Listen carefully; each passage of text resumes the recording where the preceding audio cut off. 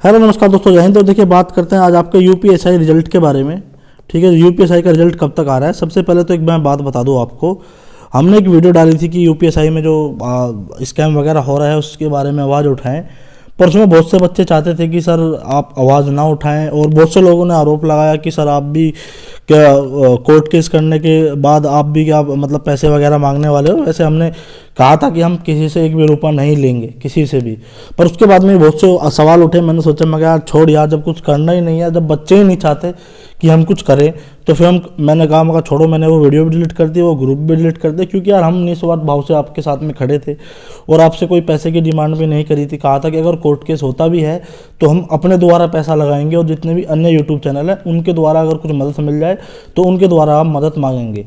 पर जब बच्चे वही नहीं चाहते, क्योंकि आप एक चीज़ मानिएगा, जिस बच्चे का हुआ है, और ये संख्या बहुत ज़्यादा है, जिन बच्चों का अगर काम हुआ भी है या जिनके अच्छे अच्छे नंबर हैं जो 150 या 140 के समथिंग हैं, उनकी संख्या बहुत ज़्यादा है। और वे जितने भी यूट्यूबर्स आपके वीडियो बना रहे हैं उनको लगातार डिमोटिवेट कर रहे हैं कमेंट में। बट जो बच्चा री एग्ज़ाम के फेवर में है या फिर जो बच्चा जांच के फेवर में है, जब वही सपोर्ट नहीं कर रहा तो फिर आपकी आवाज़ कौन उठाएगा। ठीक है, आपको वीडियो शेयर करने के लिए आप शेयर नहीं करते हो, आप कुछ नहीं करते हो, आप कमेंट में भी सपोर्ट नहीं करते हो। तो जब ज़्यादा संख्या ऐसे लोगों की हो जाए जो चाहते नहीं है एग्ज़ाम कराएं। अब भाई हमने जो अभी एक सर्वे डाला था उसमें 60% बच्चा तो ये चाहता है कि री एग्ज़ाम हो। ठीक है जी, 60% बच्चा तो ये चाहता है री एग्ज़ाम हो, और 40% के करीब बच्चा चाहता है कि री एग्ज़ाम ना हो। तो 40% बच्चा ये मानो आपकी 110 प्लस से ऊपर है। अगर आप 40% बच्चे की बात करें, क्योंकि देखिए ये बात तो सत्य है कि जिस बच्चे के नंबर कम है, ठीक है, जिस बच्चे के नंबर कम है वही चाह रहा है कि री एग्ज़ाम हो। ठीक है जी, जिसके 105 110 तक भी हैं, पर जो 110 से ऊपर है वो बच्चा ये सोच के बैठा है कि मेरा सिलेक्शन हो जाएगा। और कोई बड़ी बात नहीं है कि 150 से 140 के ऊपर 2-4 लोग होंगे, 5-4 लोग होंगे। पर हकीकत ये है, जब हमने सर्वे करवाया तो मैं भी देख के हैरान हो गया कि 40% बच्चा ये चाहता है कि री एग्ज़ाम ना हो। मतलब उनका 110 से ऊपर आराम से स्कोर है। तो इस हिसाब से आप देखो, उसमें आपकी वोट पड़ी थी 30 हज़ार, 3 चौक 12। तो आप देख सकते हो कितनी बड़ी संख्या है जिनके 110 से ऊपर ही आराम है। क्योंकि जिसको उम्मीद भी लग रही है ना कि मेरा सिलेक्शन हो जाएगा, वो चाहता नहीं है कि री एग्ज़ाम हो जाए। ठीक है जी, ये हकीकत है, ये वास्तविकता है। बहुत से लोग ऐसे भी हैं कि भाई स्कैम हुआ है, इसकी जांच होनी चाहिए, इस भर्ती की जांच होनी चाहिए। पर जिनके नंबर कम है, जिनके 110 से नंबर कम है, वे बच्चे भी चाहते हैं कि आपका, क्योंकि देखो अगर इसमें स्कैम ना हुआ तो सिलेक्शन होगा 100 वालों का भी, जिनके 100 क्वेश्चन ठीक है ना, उनका भी सिलेक्शन होगा। और अगर स्कैम हुआ होगा, क्योंकि मैं कोई श्योरिटी तो कह नहीं रहा, मैंने तो पहले ही कहा था कि कोर्ट जाएंगे, कोर्ट डिसाइड करेगा कि भाई आपका स्कैम हुआ है या नहीं हुआ है, हम अपनी तरफ से कुछ नहीं बोल रहे। बट अब जो बच्चा 110 के करीब भी है ना, उसको संख्या चल चुकी है पता कि भाई इतना ज़्यादा बच्चा 130 140 के हेर फेर में बच्चा है, तो हमारा तो आना पॉसिबल है नहीं। और 140 से ऊपर तो बहुत सारा बच्चा है। और हमने सर्वे भी कराया था लगातार, एग्जामपुर ने भी सर्वे करवाया था, ठीक है जी, रोजगार विद अंकित ने भी सर्वे करवाया था, और भी अन्य चैनल हैं उन्होंने भी सर्वे करवाया था। और सबका सर्वे सटीक बैठ रहा था वही कि 8 से 9% बच्चा तो 150 से 140 से ऊपर ही है। ठीक है ना, मतलब 10 से 12 हज़ार बच्चा 140 प्लस ही है उनके सर्वे के मुताबिक। और ये एग्जामपुर पर भी सेम सर्वे जो एग्जामपुर ने करवाया था उसमें बिल्कुल सही बैठ रहा था, रोजगार विद अंकित ने करवाया था वो भी सही बैठ रहा था।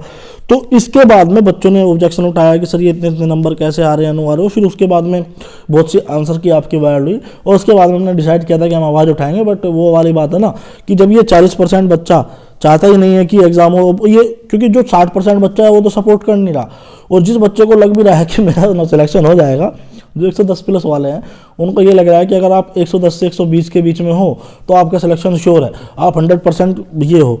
तो भाई ऐसा कुछ नहीं है। अभी आप देखना कितना बड़ा खेला होगा। ठीक है, जब आपको बाद में पता चलेगा। तो अब हम तो इसके बारे में अब कुछ कह ही नहीं रहे, क्योंकि हमने तो तुरंत की तुरंत वीडियो, क्योंकि निस्वार्थ भाव से वो वीडियो बनाई थी, हम ना किसी से पैसा उठाने वाले थे। हमने पहले ही कह दिया था कि हम किसी बच्चे से 1 रुपया नहीं लेंगे। अगर मान के चलो कोई केस भी होता है ना, तो हम सिर्फ जो हमारे जो यूट्यूबर्स हैं, जितने भी कोचिंग संस्थान हैं, उनके द्वारा सपोर्ट मांगेंगे। आप बच्चों से किसी से भी कुछ नहीं लिया जाएगा। पर वही वाली बात है, कुछ लोग दलाली करते हैं यूट्यूब पर, सब बदनाम हो जाता है कि सर ये भी दलाली करा था, वो भी दलाली करा था, आप भी दलाली करोगे। तो भैया हमने तो तुरंत वीडियो डिलीट मार दी, ग्रुप भी डिलीट मार दिया, क्योंकि हमारे बस की ये दलाली का टैग लगवाना अपने ऊपर है नहीं। हम ना दलाली करना चाहते हैं, क्योंकि भगवान ने बहुत दिया है। ठीक है भाई साहब, तो मैंने तो तुरंत के तुरंत वो वीडियो भी डिलीट मार दी थी, जो ग्रुप बनाया था वो भी डिलीट मार दिया था। मेरे बस की भाई साहब ये चीज़ें नहीं है। एक तो बच्चों का भला करो, ऊपर से भैया ऐसी ऐसी बातें सुनो। तो मैं बता रहा हूँ कि 40% बच्चा, जब 40% बच्चा श्योर है कि भाई मेरा आ जाएगा, मतलब 100 बच्चों में से 40 बच्चों को ये पता है कि मेरा नंबर आ जाएगा, तो भैया ठीक है, तुम्हारा नंबर आ जाएगा। वो तो खैर जब कट ऑफ लगेगा पता आपको चल जाएगा।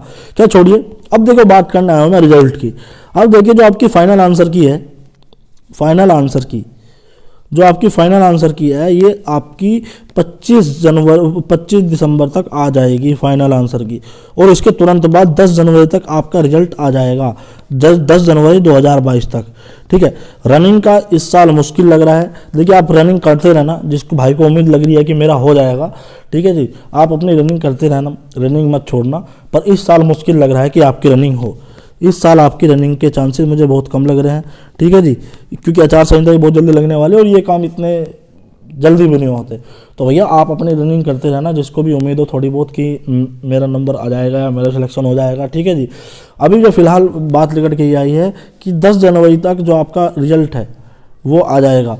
मतलब आपसे रोल नंबर या रजिस्ट्रेशन नंबर उसमें पूछा जाएगा, ठीक है जी। आप डेट ऑफ बर्थ भरोगे अपनी, DOB, और उसके बाद में आपका लिखाएगा you are qualified for DVPST, ठीक है जी, और या you are not qualified for DVPST। मतलब नंबर तो आपको पता नहीं चलेंगे किसी को भी, सिर्फ आपको, अगर आप मेरिट में आ रहे हो तो आपको सिर्फ ये पता चलेगा कि आप DVPST के लिए क्वालिफाई हो, और आप या फिर ये पता चलेगा कि भैया आप DVPST के लिए क्वालिफाई ना हो। तो जो DVPST के लिए क्वालिफाई ना होंगे वे अपना घर बैठना, जो DVPST के लिए क्वालिफाई होंगे भाई वो अपना डॉक्यूमेंट वेरिफिकेशन कराओ और अपना रनिंग के लिए मतलब रनिंग मार के आओ वहाँ पे, जहाँ पे भी आपके सेंटर्स बनाए जाएंगे रनिंग के। तो अभी फिलहाल यही अपडेट है।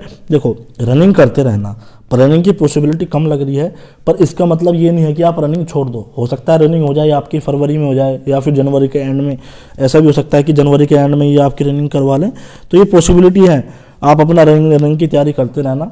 और दूसरी बात, जो आपकी NSEIT है जिसने आपका UPSI का एग्ज़ाम कराया था, वो मैं आपको बता दूं कि मध्य प्रदेश में बैन होगी भाई। वो मध्य प्रदेश सरकार ने, MP सरकार ने बैन कर दी, ठीक है जी। और ऊपर से 3 करोड़ रुपए का जुर्माना भी उस पर लगाया है जो आपकी UPSI का एग्ज़ाम करा रही है, क्योंकि इसमें संलिप्तता पाई गई है। जो आपके जो कंपनी एग्ज़ाम करा रही है उसके अधिकारियों की संलिप्तता पाई गई है। जैसे आपने देखा होगा, अब जब आपका UPSI 9534 का जब एग्ज़ाम चल रहे थे, तो अलीगढ़ हेड, इस मतलब जो आपके जिले वाइज हेड है, 2-4 हेड भी आपके पकड़े गए थे नकल करवाने में। ऐसे ही MP में पकड़े गए थे सॉरी, ऐसे ही MP में पकड़े गए थे, और ये भर्ती वहाँ पर ब्लॉक कर दी गई है, मतलब ब्लैकलिस्ट कर दी गई है। अब वहाँ पर ये कंपनी एग्ज़ाम नहीं करा पाएगी, और री एग्ज़ाम जो आपका एग्ज़ाम कराया था इसने, उसका री एग्ज़ाम दोबारा से करवाया जा रहा है, ठीक है जी। तो ये आप देख सकते हो कितनी अच्छी कंपनी है, कितनी बेहतरीन कंपनी है। 2017 में भी यही कंपनी थी, NSEIT, ठीक है जी। और इसमें तब भी एक खबर आई थी कि एक हेड थे आपके, वे भी उन्होंने ही पेपर लीक करवाया था। उस टाइम पे कुछ ज़्यादा थी, तो भैया पेपर पहले ही कैंसिल हो गया था। इस बार पे कुछ ऐसा उठने में आया नहीं, बात बहुत सी दबा दी गई है, आप कुछ भी कह सकते हो, ठीक है जी। तो ये वही कंपनी है, और यही कंपनी MP में आपकी ब्लैकलिस्ट कर दी गई है। MP में NSIT आपका कोई भी एग्ज़ाम आगे से नहीं कंडक्ट करा पाएगी, और जिस एग्ज़ाम को इन्होंने कराया था, जिसमें पेपर लीक हुआ था, उस एग्ज़ाम अब वो एग्ज़ाम आपका दोबारा होगा, मतलब री एग्ज़ाम होगा। तो आप इसी से ही अंदाज़ा लगा लो कितनी अच्छी कंपनी है ये आपकी NSIT, ठीक है जी। तो अब अपनी आवाज़ खुद उठाओ भैया, ठीक है, क्योंकि जो लोग चाहते हैं कि भाई ये एग्जाम हो या फिर इसकी जांच हो, वे लोग खुद सपोर्ट में नहीं आते। उनसे बोलो यार वीडियो शेयर कर दो, वीडियो शेयर नहीं करते, कमेंट में सपोर्ट कर दो, एटलीस्ट कमेंट में तो कर दो, उनको मुंह तोड़ जवाब तो दे दो। भाई जिसका काम हो रहा है, जिसके पैसे गए हैं, वो कभी नहीं चाहेगा कि आपका जो है ये एग्जाम हो। और वो सभी यूट्यूब चैनलों के कमेंट में जाकर ऐसा माहौल बना रहे हैं कि यूट्यूबरों के खिलाफ ही, जो यूट्यूब पर आपकी वीडियो बना रहा है, जो आपके सपोर्ट में वीडियो बना रहा है, उसके खिलाफ ही माहौल बना दिया जा रहा है। तो भाई हम तो ऐसे लोग हैं नहीं दलाली वाले, ठीक है जी, हम दलाली वाले लोग नहीं हैं। तो जितने ये जो सेटिंग वाले भैया हैं ना, जो चाहते हैं कि माहौल हमारे खिलाफ बने, गलत बने, ये बने, तो मैं उनको पहले ही बता दूं भाई साहब, भगवान की दुआ से, ईश्वर की कृपा से मेरे घर में कोई कमी नहीं है, और 2-4 लाख रुपए से मैं कोई अमीर भी नहीं बन जाऊंगा, ठीक है ना भाई साहब। तो मैंने तो तुरंत वो वीडियो भी डिलीट कर दी, मैंने तो ग्रुप भी डिलीट कर दिया, और दूसरी बात, जब हम किसी से पैसा मांग ही नहीं रहे थे, हम तो जो आपके यूट्यूबर्स हैं, जो आपके कोचिंग संस्थान है, उनसे सपोर्ट मांग रहे थे। बच्चों से तो किसी से भी 1 रुपया नहीं मांगा। पहले कह रहा था कि भाई मैंने उस वीडियो में ये कहा था कि अगर आपसे कोई और भी पैसा मांगे तो पैसा मत देना अभी, ठीक है जी। और मैंने कहा था कि हमें भी पैसे की आवश्यकता नहीं है। खैर छोड़िए, रात की बात गई, हमें कोई आवश्यकता नहीं है। खैर जो मैं इन्फॉर्मेशन देने आया था वो मैंने दे दी। अगर आप चाहते हो कि हम आपकी सपोर्ट में रहे तो भैया कमेंट में बता देना। अगर आप चाहते हो कि जिनको लगता है कि इसमें अगर कुछ गड़बड़ी हुई है और हम आपकी सपोर्ट में रहें, तो कमेंट में कमेंट कर लेना कि भाई साहब हम आपकी सपोर्ट में हैं। और अगर कमेंट में मेरे खिलाफ कोई मतलब जैसे ये बेचारे 2-4 सेटिंगबाज है ना, ये कमेंट में आके माहौल ख़राब करेंगे। अगर आपको लगता है कि ऐसा व्यक्ति कोई कमेंट में है तो जवाब भी भैया आप उन्हें खुद ही दे देना, कैसी भाषा में, जैसी भाषा आपको पसंद हो, क्योंकि ऐसे लोगों को अगर आप सीधी भाषा में बात करोगे तो ऐसों को समझ में नहीं आती। अपने हिसाब से जैसी आप भाषा का प्रयोग करना चाहें ऐसे लोगों के लिए आप कर सकते हो, ठीक है। अगर मुझे कमेंट मिलते हैं अच्छे खासे कि हाँ सर हम सपोर्ट में आएंगे, ये करेंगे वो करेंगे, उसके बाद मैं सोचता हूँ क्या करना है। फिलहाल इन द एंड जय हिंद, जय भारत।